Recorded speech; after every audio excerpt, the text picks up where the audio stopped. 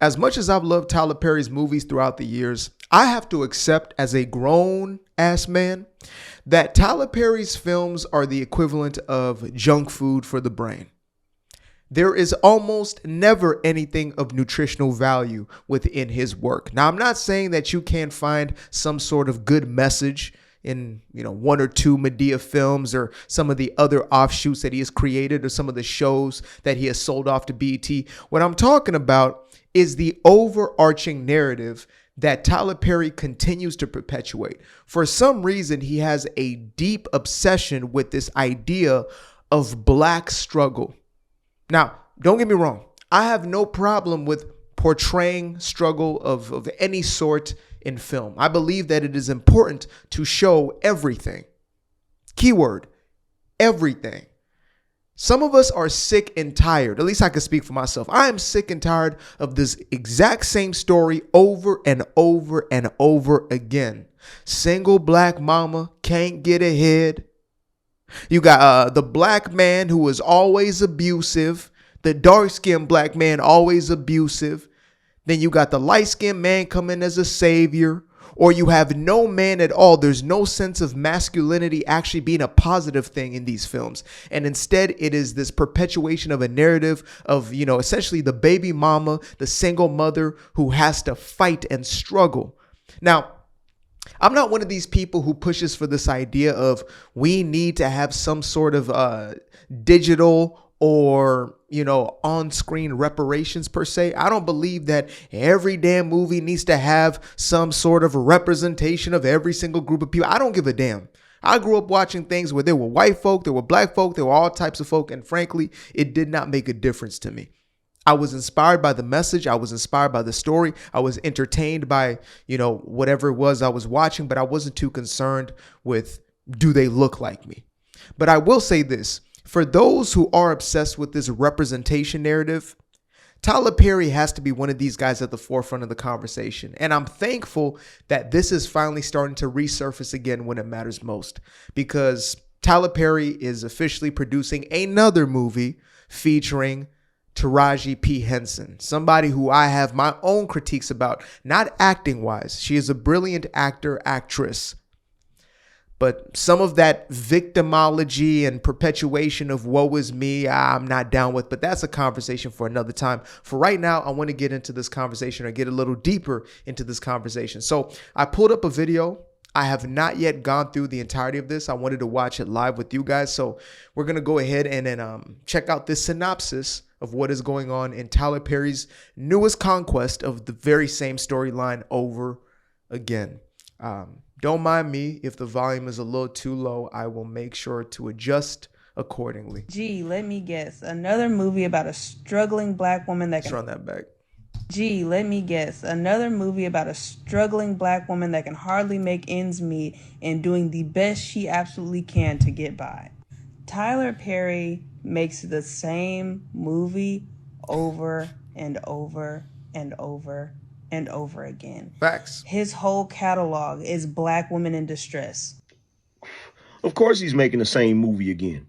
The reason why he always makes black women distress movies is because y'all are always acting like you're in distress. Now, I didn't think that Angry Man was going to be making a feature in this video here. Again, like I told y'all, this is the first time I'm watching this, so I'm going to just let this roll out and I'm going to give my opinion. So Angry Man has officially made his way into the chat. Let's see what he's got to say. He's catering to the stereotypes that you believe about yourself.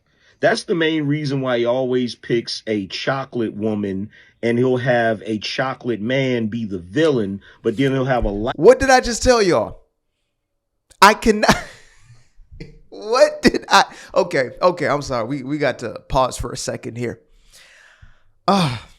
Yes, there is an infinitum of truth as far as an audience is always going to dictate what is being produced. Like, yes, every now and then you're going to have somebody who creates something that is groundbreaking, something that has not been done before, or something that is more of a risk. However, Tyler Perry has a formula. He has a formula in his shows. He knows what works, right? When I was coming up, I watched things like Meet the Browns, House of Pain, etc.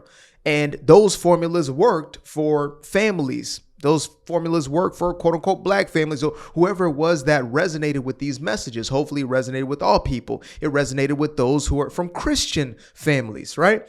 So the formula works for a specific demographic of people.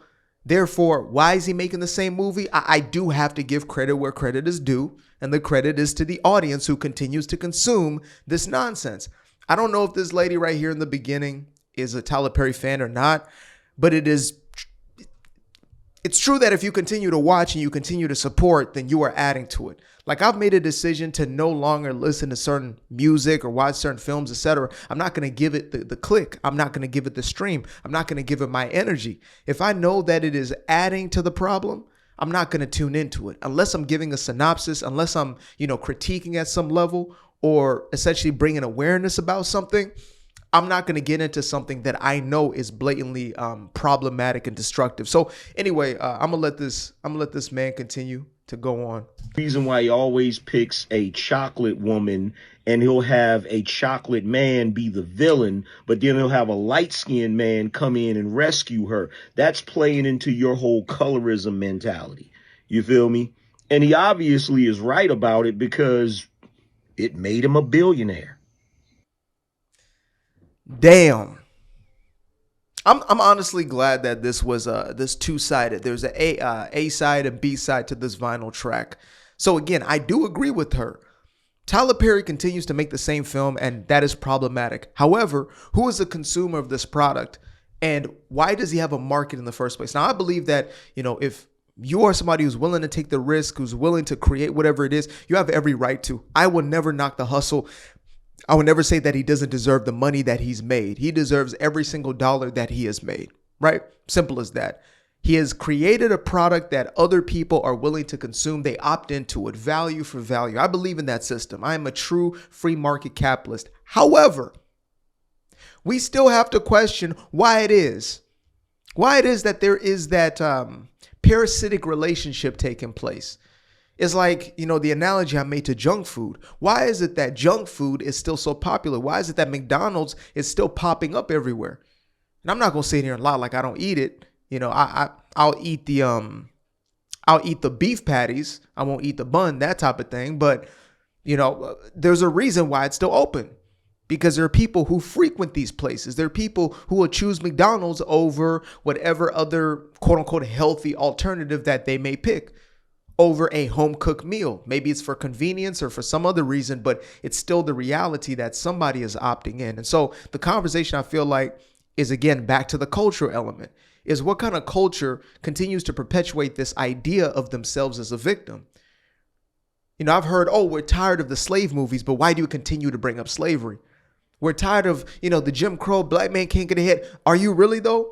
Because why is there a continuation of the narrative within the culture? Why does the culture continue to say, or those who are given over to this culture continue to blame the external world, external factors, the white man for all the problems in their life?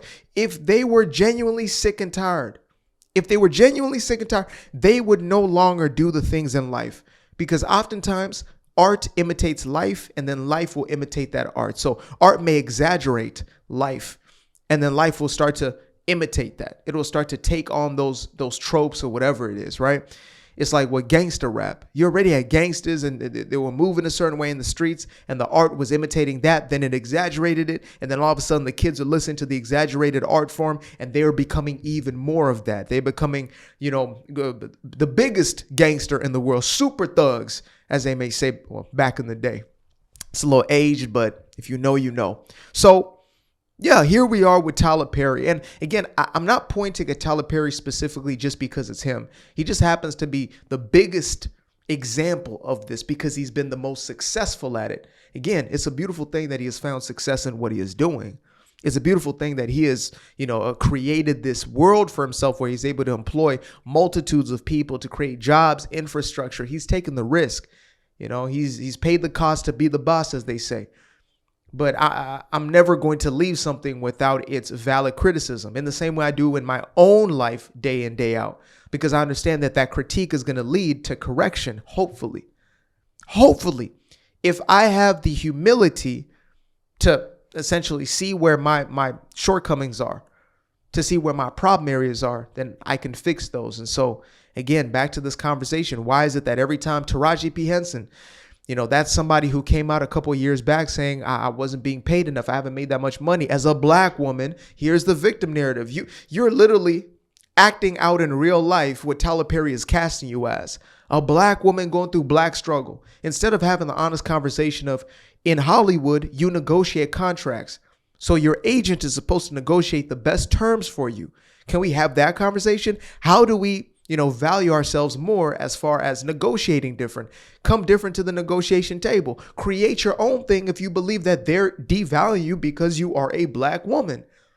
But again, more times than not, it's simply the holding on to a narrative that is the easiest to hold on to, as opposed to being accountable, as opposed to taking responsibility. There's a reason why there's Sexy Red. There's a reason why there is 21 Savage or whatever. I'm out of the loop with all the new artists. I'm not interested, to be honest with you. Unless y'all bring them up or something like that, I don't know. But there's a reason why there's such a huge market for these types of individuals. The hot girls, Meg Thee Stallion, Cardi B, they didn't come from nowhere. There were women who are willing to promote, willing to endorse, and more importantly, willing to vote with their attention as well as their dollar in order for these entities to exist. Drill rap, gangster rap, all of that. There's a reason why these people became the biggest, the most famous, and most popular, because it was a culture that was already primed to accept this nonsense. In the same way with Tyler Perry, there's a demographic of people who are already primed to accept that I'm a victim, you can't get ahead, the poverty thing. Like if I looked at my real life, I have seen black women, older black women, Taraji P. Henson's age, maybe mothers of, let's say, guys I came up with in high school. One, and funny enough, the two guys have the same name, but I'm not going to say the name for privacy's sake. But let's just call him Jay for right now. One Jay had a mother who was the Taraji P. Henson and still is. Struggling, can't get ahead, car broke down, then the car's getting repoed, house getting repoed, staying in grandma's house, job gone, this gone, that gone. Son losing his life. Then on the other side, you have somebody, Jay as well, attends a private school, goes to one of the best universities in Purdue. Mother owns 7, I think at the time, McDonald's franchises. Lives in one of the best neighborhoods in the Bay Area. These are two realities, but we only highlight one reality and we make that reality the most important, the most valuable reality, the dysfunctional aspect. And that's the cultural problem.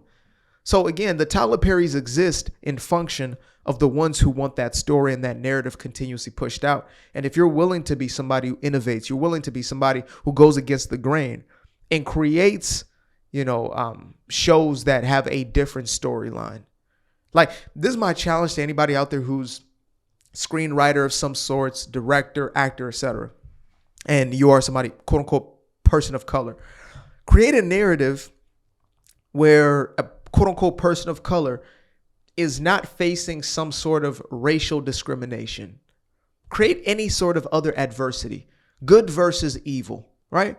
From the Lord of the Rings to Harry Potter to, I was about to say The Hobbit, but that's essentially part of the Lord of the Rings, to Star Wars, right? Good versus evil. And somebody might say, well, Darth Vader's a black man and that's the evil. No. We're not about to get into that. Create something where there's a neutrality about it and it can resonate with all people. That's why people don't want to watch, or all people don't want to watch all of these stories, because it's always this race baiting to make them feel bad about themselves as opposed to resonating with the core of people. And again, Medea speaks to people, right? She speaks to a certain demographic, or a certain grandmother, and the Paynes speak to a certain household, and the Browns speak to a certain household, etc. But these stories, not just stereotypical, I'm talking about those of a projection of an image of forever broken, forever wounded, forever going through something. That's got to change. And I'm going to do my part. I have the desire in my heart to build up a media empire of sorts where we can get these sorts of stories out into the world. And so it starts right here with me speaking directly to my people.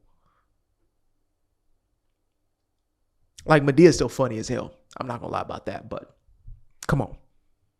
Taraji, come on. Appreciate you guys for tuning in. Now, if you'd like to stay around, make sure to click that little subscribe button down there, or you can show some love by going to the description below and clicking on the button titled Buy Me a Coffee. Leave a little something there, or click on the Cash App. Leave a little something here. Till the next time, peace. I fell in love with the sunshine. I fell in love with the light. I fell in love with the full moon. I fell in love with the night. I can see the light again. I can see the light. You can see the life in him illuminate the night.